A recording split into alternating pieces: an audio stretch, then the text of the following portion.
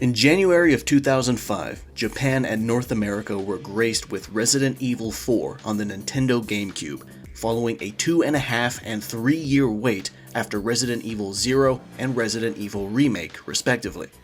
RE4 has a long developmental history, as it went through multiple revisions before Capcom settled on what would be the final product. One of the most popular bits of Resident Evil and Devil May Cry trivia, for example, is that Devil May Cry 1 was originally conceived as Resident Evil 4 until it was given the green light to break off and be its own thing. If you were to play DMC 1 and RE4 back to back, you'd definitely be able to spot some similarities, especially regarding the environmental design in the latter's castle section. After that, RE4 evolved into what would be dubbed the Hookman version, which premiered at E3 2003, featuring Leon in a cool aviator coat as he slowly progressed through a haunted mansion, battling paranormal enemies after contracting some type of disease.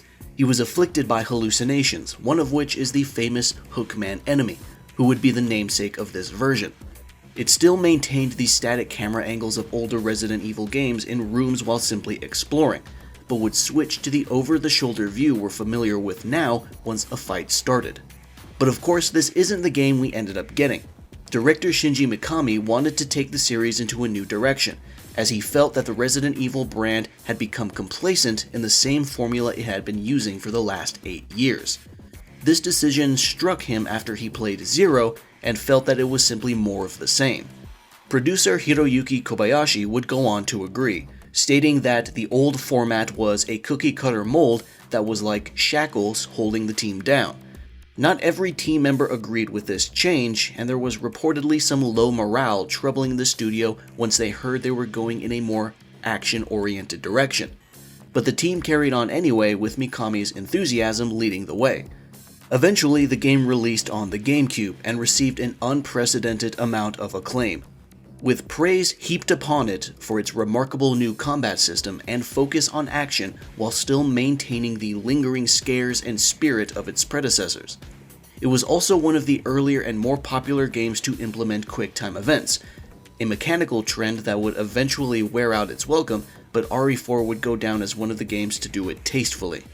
Although the game was initially supposed to be a GameCube exclusive, to the point where Mikami said he would cut off his own head if the game released on any other console, it would launch on the PlayStation 2 later in the same year, and with new content. As years passed, RE4 would be one of the most ported games ever, getting versions for PC, the Wii, iOS, Zeebo, PS3 and Xbox 360, Android, PS4 and Xbox One, and the Nintendo Switch. It even got a VR version for the Meta Quest 2, which is actually excellent and my personally preferred way of playing the original game. It is ridiculously fun. Resident Evil 4 is considered one of the best games of all time. When it came out, it felt like it was mechanically so far ahead of every other action game, it seemed like it was from the future. It was like a game from 2009 somehow traveled back in time to release 4 years early. Every third-person action game from then on would end up being compared to RE4, and if it didn't stack up, it would just feel dated. It was a revolutionary game that has aged extremely well over time, and this is why the reaction was somewhat mixed once the remake was rumored to exist. Most people were interested, but many couldn't help but wonder, if RE4 still played quite well even by today's standards, what could a remake possibly have to offer? Well, the remake is finally out, and I've played through it, multiple times in fact, and I'm ready to talk about it. So without wasting any more time, let's dive into the review. Resident Evil 4 takes place 6 years after the events of Resident Evil 2, where rookie cop Leon Scott Kennedy narrowly survived the Raccoon City incident. Burdened by the PTSD and Survivors Guild he received from the horrible situation, Leon now works for the United States government as an elite agent, trained by the best and for the most dangerous tasks. He's given the mission of rescuing Ashley Graham, the president's daughter, after she was kidnapped by a sinister cult somewhere in Spain. Not long after his arrival, he discovers that the local population has been infected with a horrific mind and body controlling parasite called Las Plagas. Even worse, Ashley is somehow integral to some sort of plan relating to the spread of this parasite. Leon must race against the clock to not only rescue Ashley, but uncover the evil plot relating to Las Plagas, who's behind it all, and how to stop it.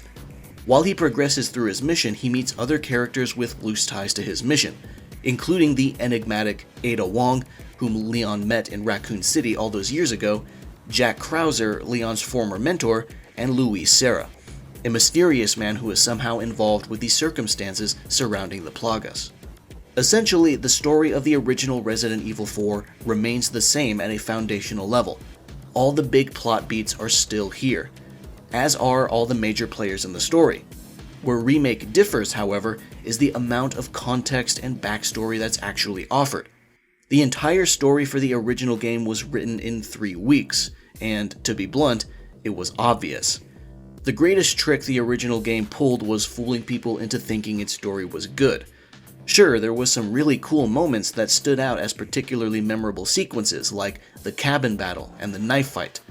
And the scenario was used as a vehicle for some silly moments and amusing one-liners from our protagonist. But beyond that, the story was barely even there. And what was there had the depth of a puddle and hardly made sense in the face of even the slightest bit of scrutiny. Before the remake's release, even Mikami expressed hope that it would make the original story better. And by and large, it does.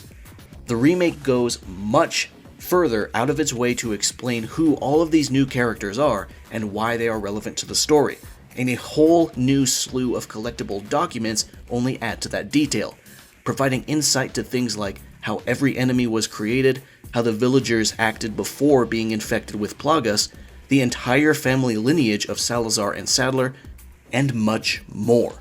The original game's collection of collectible documents was honestly pretty weak, but the remake improves them so much, it's now probably the best collection of documents in the whole series. The remake closes as many narrative gaps as it possibly can, including gaps that no one even really noticed before. It's thorough, engrossing, and a major step up from the original in this regard. Now, in regard to cast characterizations, many of them are also improvements, but there's at least one noticeable step down. Leon is excellent in this game. He still comes off as a corny goofball while he's taunting his enemies, but when the action is over, the game doesn't shy away from reminding us that this man is tired and constantly suffering from his memories of Raccoon City.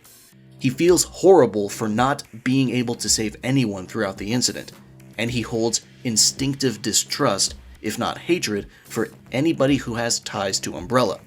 He's still spouting one-liners, but now he has the added depth of someone who has truly been through some horrible shit.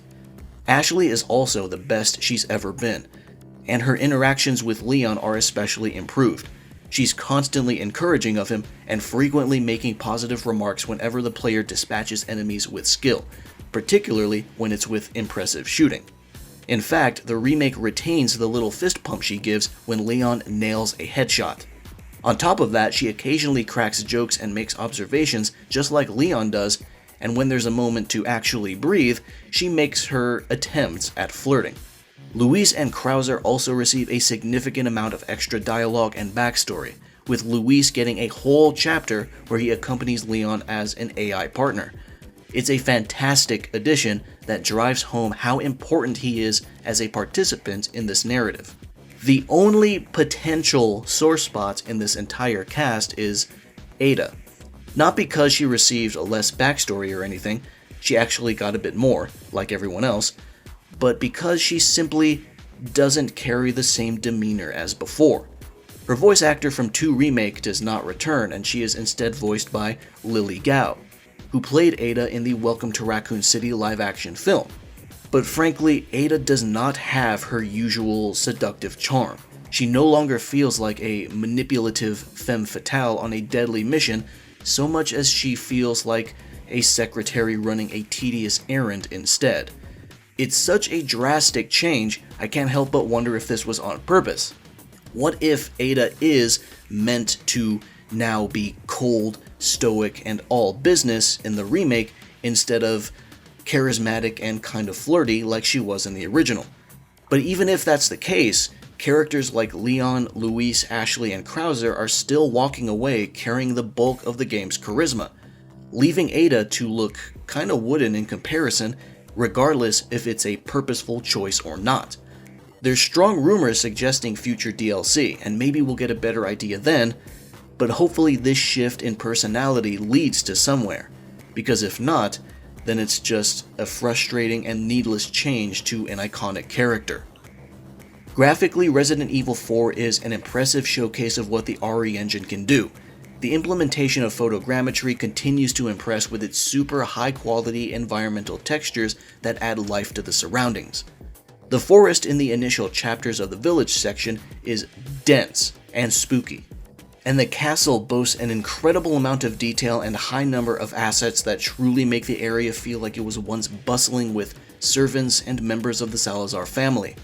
A few key rooms are especially atmospheric, like the main foyer with its ominous fog, and the infamous water room, which now features a greater presence of water effects. The game's character models look particularly stunning, as every RE Engine game in the series has pulled off. The scans and animations of every cast member's face are just immaculate and never once look jarring. From the soft lighting of skin to the rich textures of clothes, everyone just looks beautiful. Even Salazar in his own disgusting way. The lighting in general is also really good. Every dark room lit by a flame has a strong, moody ambience that can really set the tone for people who are playing at a more leisurely pace to truly allow themselves to be immersed. Overall, RE4 is just a standout beauty in pretty much every way. I wouldn't go so far as to say that Remake looks as good now as the original did in January 2005, but that would be an unfair standard to set, as the original really looked and felt like an Xbox 360 game that somehow worked on the GameCube. It was truly ahead of its time, and it's nearly impossible to reach that level again nowadays with how many game engines there are and how easy it is to get high-quality assets working on them, especially in a time where Unreal Engine 5 exists and is free to use. For extra context, I played the PS5 version of the game, which boasts a lot of graphical options for a console version, which is another point where RE Engine impresses. It seems to add more settings with every major game that comes out. Of course, the PS5 version has your typical resolution and frame rate modes, but the option for ray tracing is actually divorced from these choices and can be enabled separately. Furthermore, the game has this experimental hair strand effect that individually renders every strand of hair on every character's head. It gives everyone's hair a fascinating sense of fullness, but it's still pretty imperfect. Everyone's hair is lit incorrectly and gives them a matte finish instead of a more natural glossy look. It's worth turning on for a bit just to look at it and see if you like it, but ultimately not that great, and can be costly on your frame rate. I spent almost 100% of my total playtime on resolution mode with ray tracing on and hair strands and chromatic aberration turned off. The result was actually pretty good. The game didn't really run at a locked 60 or anything, but from what I could discern, it stayed in the 40 to 50 frames per second range the vast majority of the time. Once I set the game to those settings, the frame rate never dropped enough to make me consider changing anything further. I did briefly play on frame rate mode, and to nobody's surprise, it's a pretty rock solid 60 from what I could tell. Capcom's focus on their proprietary engine is paying off in spades as it becomes able to handle more and more features with fewer costs to performance. And speaking of performance, you can't talk about a PS5 game without touching on loading times, and as expected, they are really quick, never lasting more than about 4 seconds in length.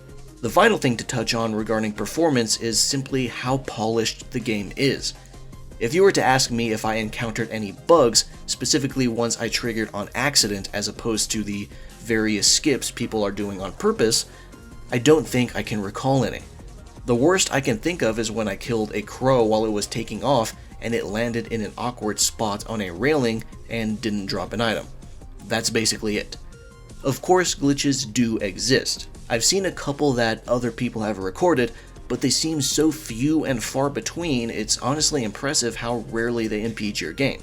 Granted, it's all down to luck, but in my multiple playthroughs, I have not seen any bug or glitch besides purposeful ones like the door skip that I would consider significant in the slightest. And then there's the soundtrack, composed by Kota Suzuki, and man is it just as stellar as the visuals. The themes in Remake are just as memorable as their original counterparts, sometimes more so thanks to the more personalized style that some tracks have for their respective moments. For example, Salazar's theme sounds like a very bombastic waltz, which is extremely appropriate considering his lineage and how his boss fight functions. Krauser's theme sounds more like a sinister version of what would play in the climax of an 80s action movie, which is also thematically appropriate. And then you have the famous Save theme, which maintains the same melody but is given extra flourishes and texture to make it even more of a Resident Evil sound. Suzuki and the entire music team went super hard on this score, and like any good score, it elevates the experience.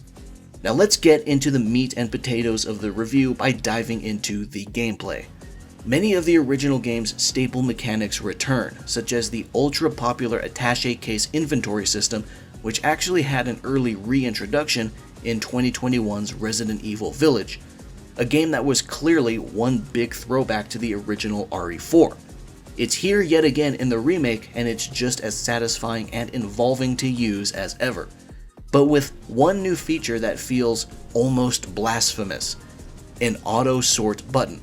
By simply clicking L3, the game automatically rearranges the contents of your case so that it uses every square it can without leaving any wasteful gaps. It actually does its job fairly well, knowing to group weapons together with weapons, ammo with other ammo, and line up grenades and healing items. It's a valid alternative for those who simply don't have the time to manually sort everything themselves, but I'm sure many players will still do that because it's fun. In relation to storage, the remake actually has an item box now, which is a huge divergence from the original game where your attache case was the one and only means of storing items. This meant that it was impossible to actually own every weapon in the 2005 game. You simply never had enough room. At most, you would have a combination of handgun, shotgun, and rifle to deal with most situations, assuming you weren't packing an infinite ammo bonus weapon. But now, you can finally store old weapons in case you wish to go back to them later instead of being forced to sell them, which is basically the sole purpose of the item box anyway, because the game has very strict limitations on what you can put in there. The item box only accepts weapons, attachments, and first aid sprays. It does not accept ammunition, herbs, grenades, or disposable knives you find on the map. If you want to get rid of those things, you'll have to discard them or sell them. There's no hoarding allowed. Furthermore, the game also has attache case customization. You can now change the appearance of your case, which grants passive buffs, such as increasing the drop rate for pesetas or red herbs. You even have charms that attach to the mouth of the case, which grant an even greater variety of benefits, ranging anywhere from bonus ammo when crafting, to increased selling prices for weapons and ammo, to increased movement speed for Leon. You can attach up to 3 at once and change them at any typewriter to suit your needs. It sounds like a silly mechanic to have for a Resident Evil game, but considering how big the game is and how challenging it can be, especially whenever the game doesn't want to drop items you need the most, these charms can help give you the slight edge. And finally, there's crafting. The original RE4 had crafting too, but it was limited to herbs. You didn't make anything other than combining those little plants for various effects. But the remake expands on this greatly by introducing a few new items. First is gunpowder, which is no longer divided into 3 different types like they were in the remake of Resident Evil 2. It's kept to only 1.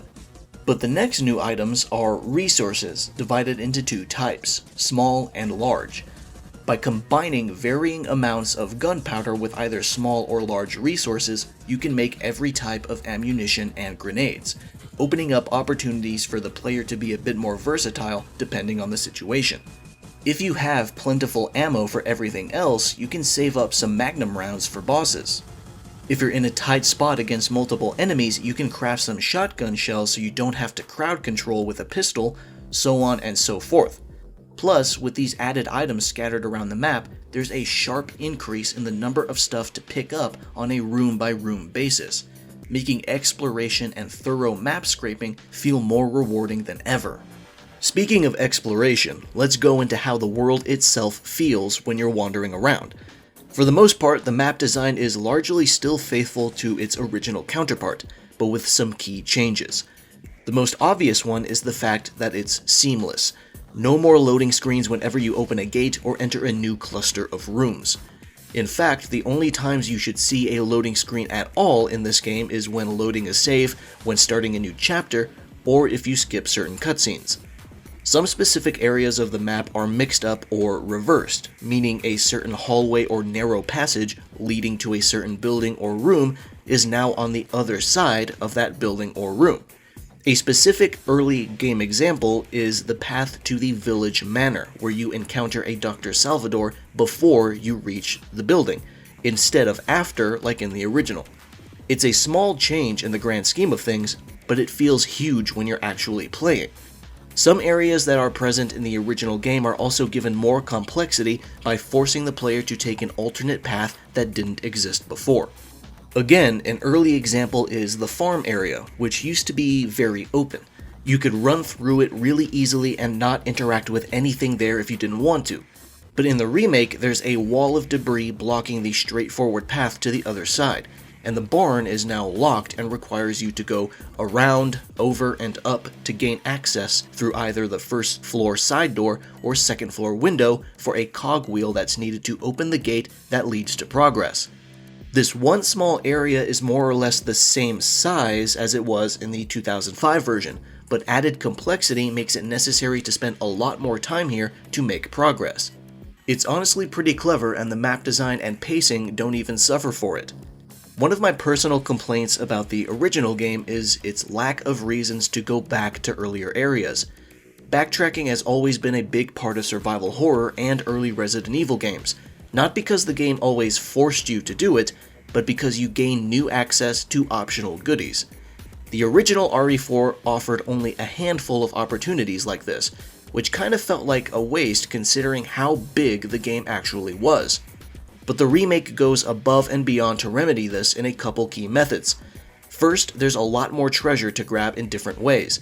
You're constantly running into locked storage boxes in the game that you cannot open at that exact moment, so you have to put a pin on it for later. There's also a few instances where Ashley is needed to climb through a window and unlock the door from the other side. And it's almost always worth going back to get these items because they're often high quality treasures you can slot gems into. And that's another thing to touch on too, the slightly expanded gem slotting mechanic. There's a total of 6 different kinds of gems, 3 oval and 3 rectangular, to slot into treasures to increase their value, and depending on the combination of gems you choose, you max out that treasure's potential value for the best possible return. But you'll need to hold on to them for God knows how long before you find the right gems. Or you can sell them immediately with less optimal gems for a smaller return. It's up to you. The second way the remake provides reasons to backtrack is side missions. Yes, a Resident Evil game with side missions. But they're actually pretty varied and fun to do. They don't require you to go out of your way to such a degree that they feel like a chore. Many of them can be completed while on your way through the critical path. They range from simple fetch quests like shooting medallions or selling a few snakes to straight up optional boss fights in the form of beefed up versions of existing enemies. They're worth doing for their rewards because not only are you given any sort of treasure or pesetas you might normally acquire on the way to completing them, but you're given a bounty in the form of a new set of currency, spinels. If you played the original game, you'll recognize them as the most basic stone treasure you can sell to the merchant for a small amount. But the remake has straight up changed them into a new type of currency that you use for special gear or items that you can't acquire with pesetas, including but not limited to the Punisher pistol, the Matilda pistol, the Red 9 stock, treasure maps for every major region of the game, and various treasures to slot gems into for a quick buck. Basically, side missions and general exploration are always worth spending time on. The game constantly rewards you for going out of your way to do other things, far more than the original version ever did. If you really scrape the map and do every single side mission and pick up every single treasure, you'll be sitting on several fully upgraded weapons by the time your first playthrough is done. Speaking of weapons, let's get into combat. There's some pretty big changes here to how you engage with enemies.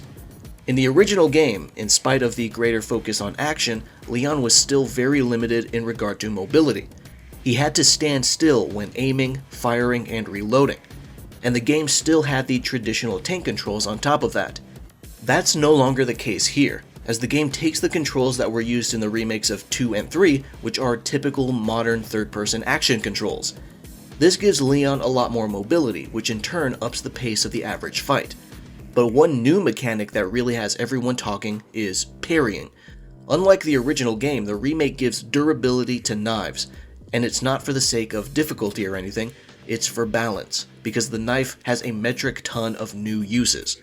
You can now perform stealth kills that instantly kill enemies. You can perform neck stabs on downed enemies for a quick kill that prevents them from transforming into their stronger Plagas forms, and, as mentioned, you can parry things. You can parry punches, pitchforks, flying axes, molotovs, grenades, and crossbow bolts. It feels good and looks badass, but most importantly it provides a crucial defensive option when you get up close and personal, because you can cancel out of most animations into a parry.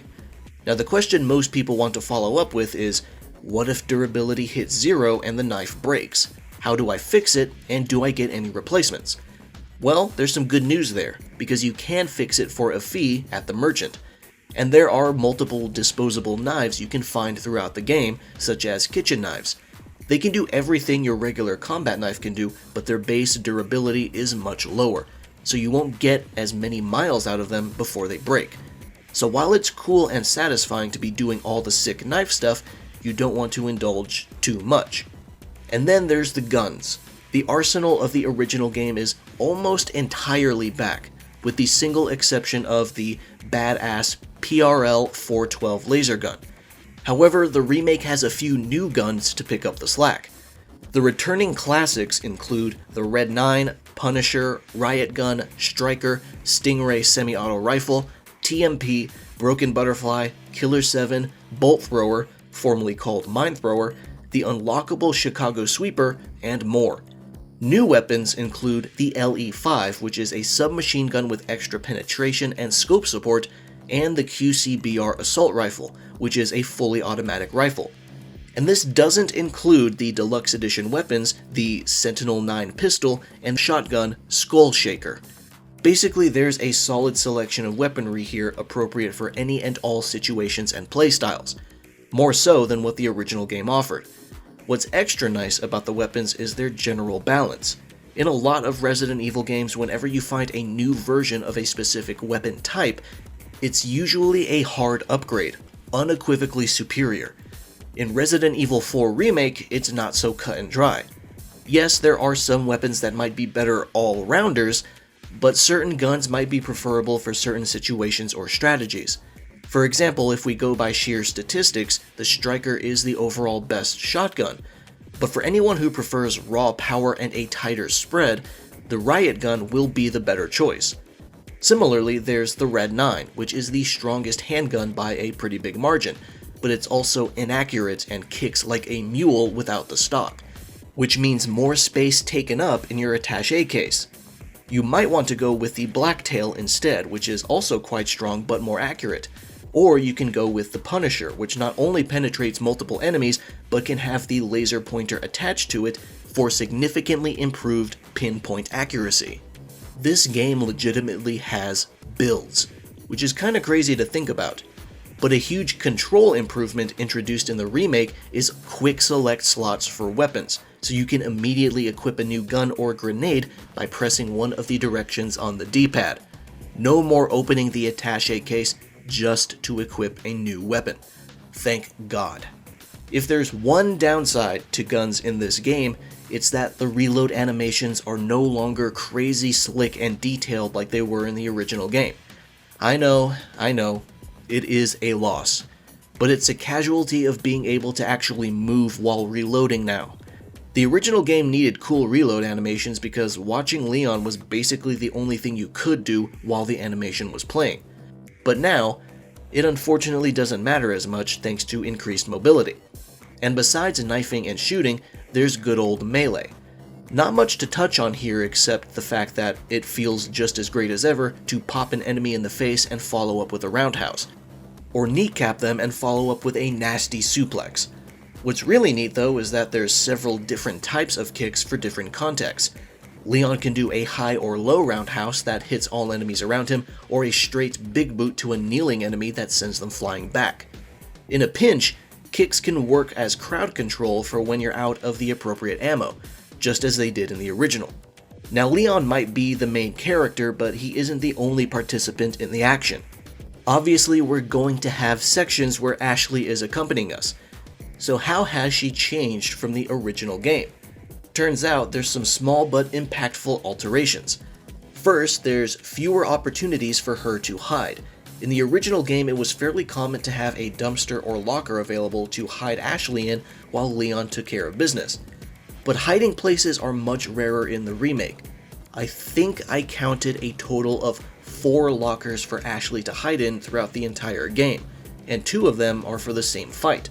Meaning Ashley is next to Leon far more often.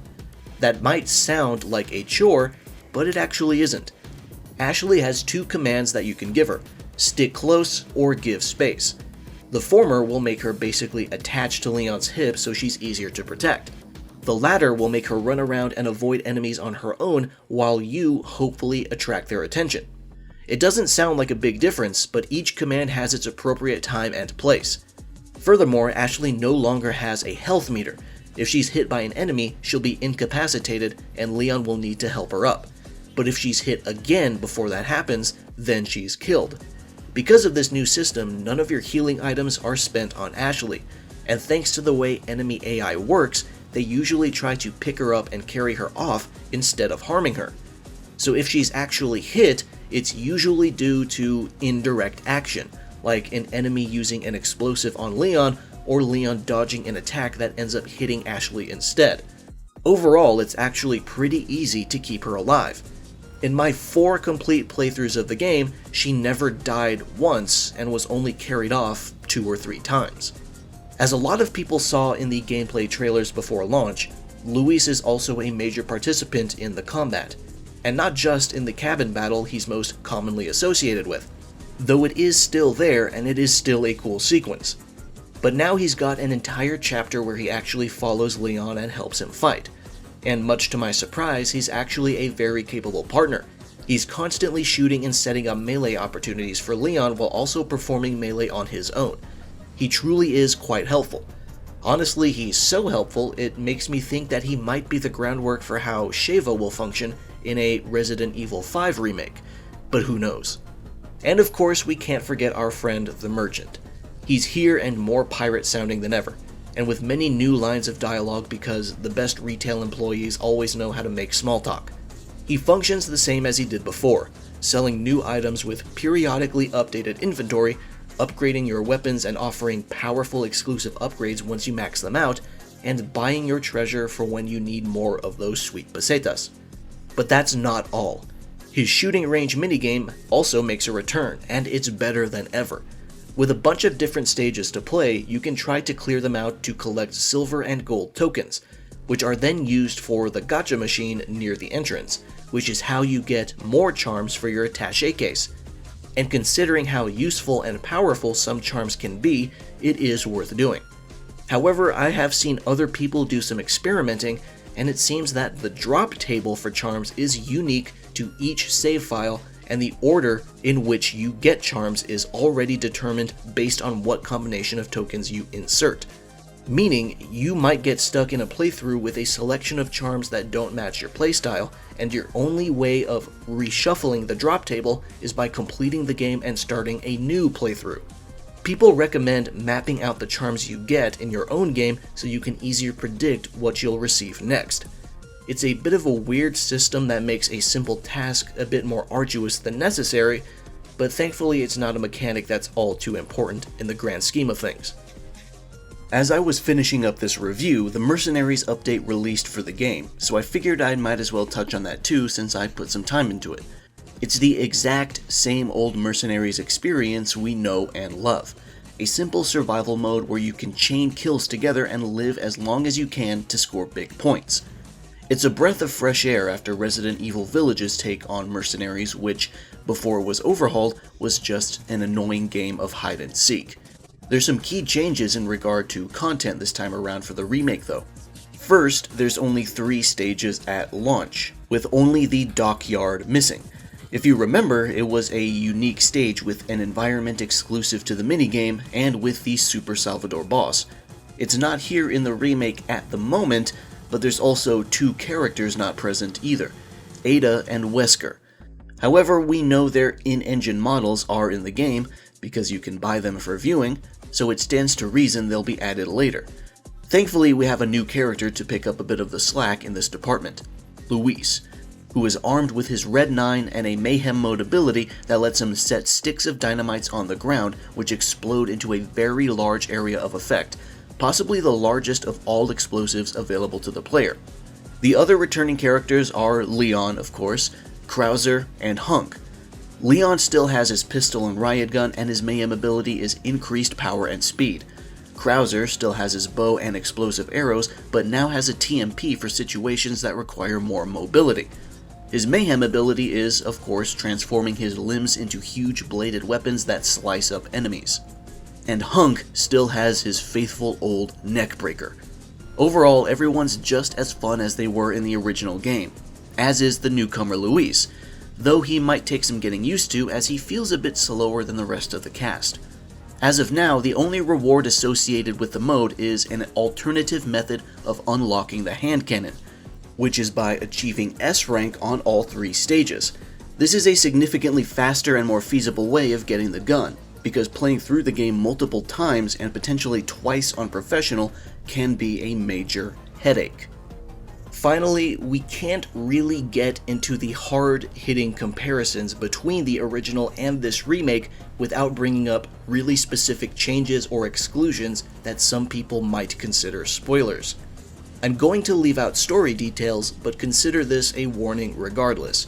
If you're extra sensitive to spoilers and do not want to go into further details about specific changes, skip this part of the video by going to the description and clicking the timestamp for the next chapter. With that out of the way, let's address possibly the biggest elephant in the room first. No separate ways on day 1. I'll be blunt, I never expected separate ways to be included on day 1, and I don't get why others did. I know it's been a long time since the GameCube release of the original game, but it also did not have separate ways in it. If you wanted to play it, you needed to buy the PS2 version that came out months later at full price, and then beat the game again on that platform to unlock it. Separate ways being DLC should not be a surprise to anyone. It's still perfectly in line with how the original game released.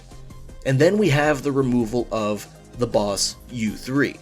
This is probably the change that gets the most discussion because, well, it's the removal of an entire boss fight. But to be completely honest, I barely felt its absence at all. In fact, I truly think the overall pacing of the island section has improved because of its excision. I am willing to bet that if you asked more casual fans who last played RE4 years ago to name all the game's bosses, U3 will be the most forgotten. As for the actual boss encounter itself, I only ever really enjoyed the container section of it. I actually never liked the real boss fight where you finally get to kill it. Basically, I think U3's removal was a net positive, but I do wish the container portion of its battle still existed in some way.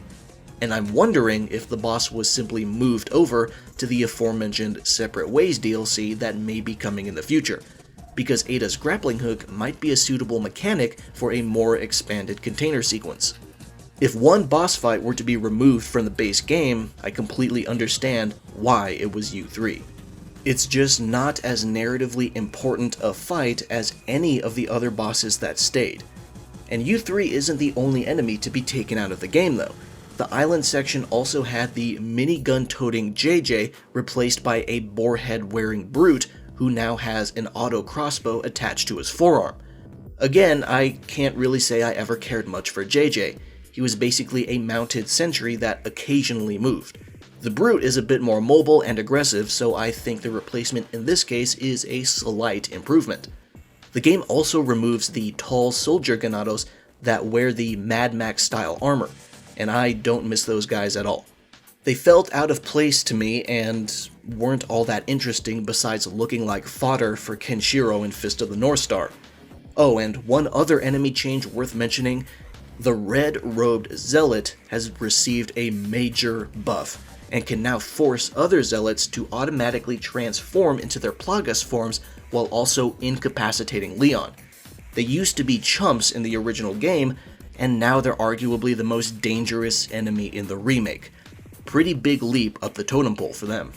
A few enemy types aren't the only things taken out of the game though. Some specific areas were removed too. First, there's the gondola lift in the village section. Honestly, I don't miss it that much either. It was a short sequence that just forced you to slow down. It was basically a less intense version of the elevator set piece at the end of the castle. And speaking of the castle, it had its insane lava room removed, and this is one of the few removals that I actually do miss. It is such a ridiculous, out of place, and lore unfriendly room, but goddamn did it feel crazy just walking in there every time. But I do understand why it was taken out. It only existed for a brief fetch sequence and offered no reason to go back to it.